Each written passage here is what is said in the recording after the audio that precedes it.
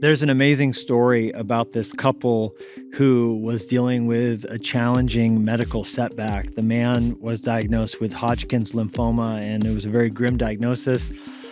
This got in the way of so many things, but one of them was their honeymoon in Hawaii. They had been planning and looking forward to, but because of the treatments, they were going to be unable to travel to the island. So they ended up at a hotel in California, but they brought their Hawaiian aloha shirts and they were just going to make the best of it and kind of celebrate as though they were in Hawaii.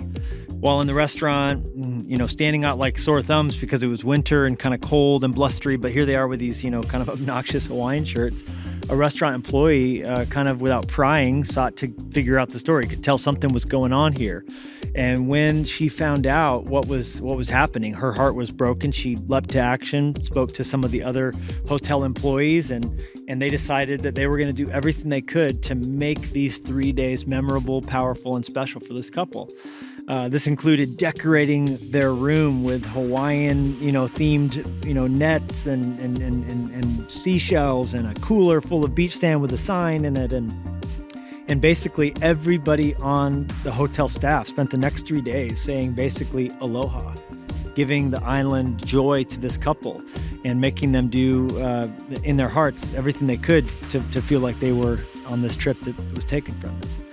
That story just, of course, when I heard it, made me think and wonder with imagination and creativity, what could God allow us to be a part of? What holy moments could we get to see him bring about if we would have that kind of a radar and an antenna to suffering people in our lives? It made me think of what Jesus said in Matthew 5 about letting our light so shine before men that they may see our good works and glorify our Father in heaven.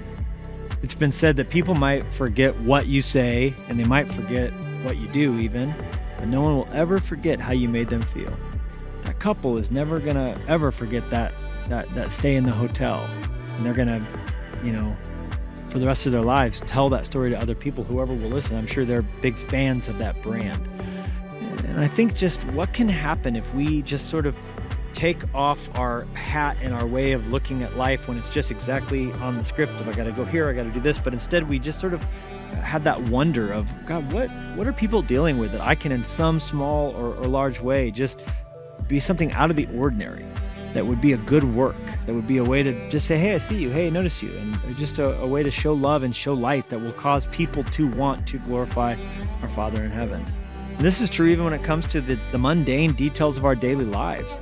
Paul told slaves in Titus 2:10, the Roman Empire was full of slaves. They were considered living tools. There were so many of them, and a lot of them got saved and heard the gospel and were like, hey, what do I do now as I approach life as a slave following Christ? And Paul told them, don't pilfer, show fidelity in good things, all good things.